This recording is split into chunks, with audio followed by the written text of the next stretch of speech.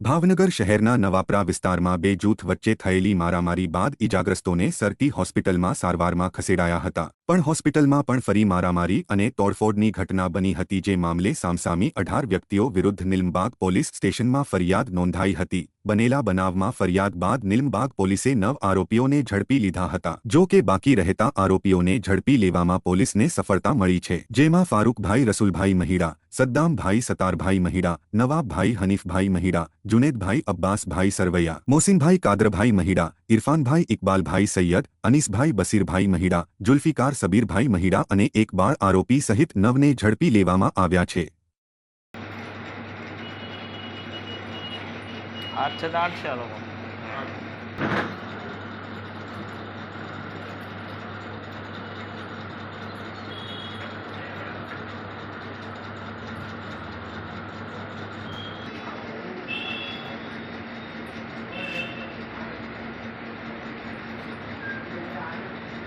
લઈ લે ભાઈ આને આગળ કીધો જો